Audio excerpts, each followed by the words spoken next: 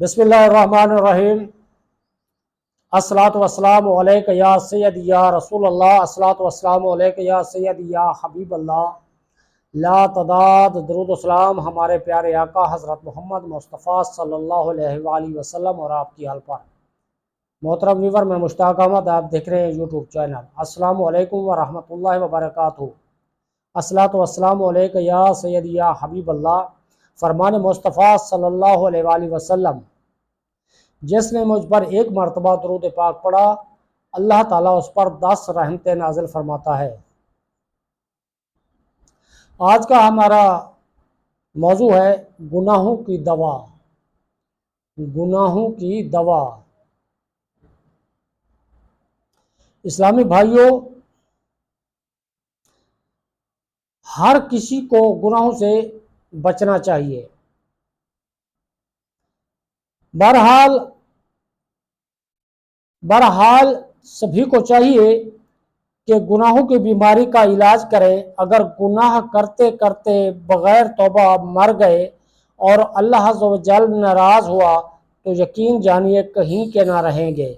अल्लाह अज़्ज़ व जल के नेक बंदों की अदाएँ भी खूब हुआ करती हैं। वो नेकियां करने के बावजूद अल्लाह अज़्ज़ व जल से डरते और गुनाहों की दवा तलाश करते फिरते हैं। चुनांचा हज़रत सैयदना हसन बसरी रहमतुल्लाह अलैहि फरमाते हैं कि मैं एक मरतबा किसी इबादत गुजार नौजवान के साथ बसरा में कहीं से गुजर रहा था कि एक तबीब पर नज़र पड़ी, जिसके सामने बहुत से मर्द औरत और बच्चे हाथों में पानी से भरी शीशियां लिए अपनी बीमारी के इलाज के तलबगार थे। मेरे साथ जो इबादत गुजार नौजवान था उसने कहा, ऐ तबीब, क्या आपके पास कोई गुनाहों की दवा भी है? वो बोला, है। नौजवान ने कहा, मुझे अनायत फरमा दीजिए। उसने जवाब दिया, गुनाहों की दवा का नुस्खा 10 चीज़ों पर है। गुनाहों की दवा का नुस्खा 10 चीज़ों पर है।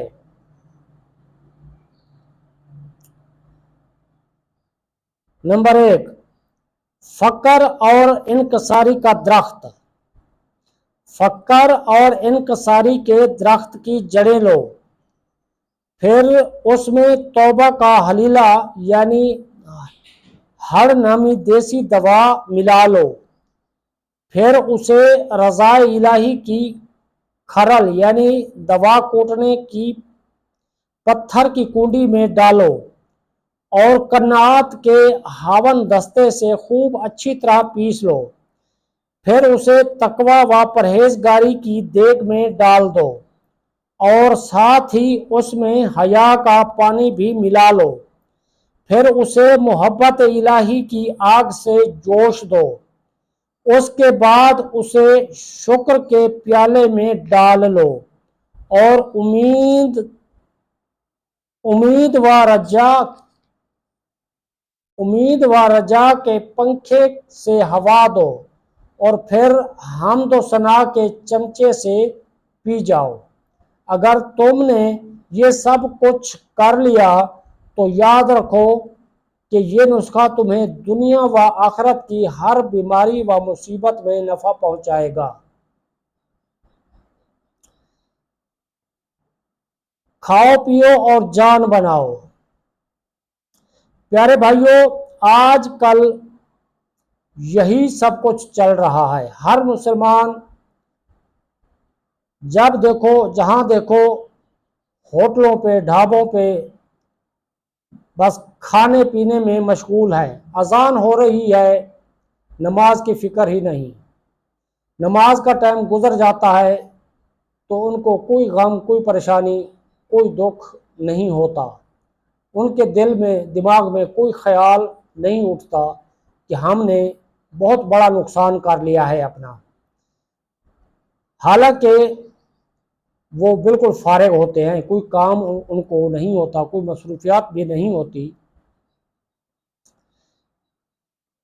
आज गैर मुस्लिमों की मज़मूम तहरीकें दुनिया में हर जगह अपने मजहब की सालमियत व बका بلکہ ارتقاء یعنی ترقی کے لیے سرگرم عمل ہے۔ مگر افسوس، دنیا کی محبت میں مست مسلمان کو دنیا کے دھندوں ہی سے فرصت نہیں۔ افسوس، 100 کروڑ افسوس، اس دور کے مسلمانوں کی اکثریت نے فقط کھاؤ پیو اور جان بناؤ کو ہی گویا مقصد حیات سمجھ رکھا ہے۔ دوسروں کو صلاۃ و سنت کی تلقین کی کس کو پڑی ہے، بلکہ ان کے پاس تو آخرت کی بھلائی پانے کے لیے اتنا وقت بھی نہیں جو اطمینان سے نماز ہی پڑھ سکیں، اور وہ درد بھرا دل بھی کہاں سے لائیں جو سنت کی محبت سے لبریز ہو۔ بس ہر وقت دنیا ہی کی بہتریوں کا تصور رہے۔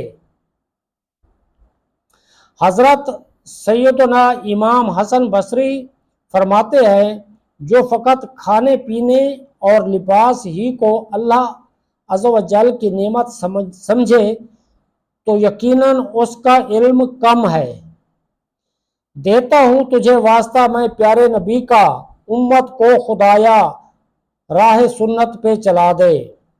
دیتا ہوں تجھے واسطہ میں پیارے نبی کا، امت کو خدایا راہ سنت پہ چلا دے۔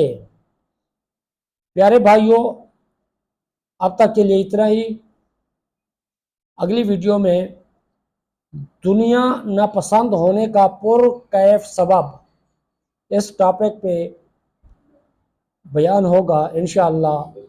یہ ویڈیو بھی سنیں اور اگلی ویڈیو بھی، انشاءاللہ آپ کو فائدہ ہوگا۔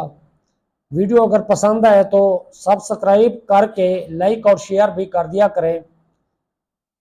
مجھے اجازت دیجیے، آپ اپنا خیال رکھیے۔ اللہ حافظ۔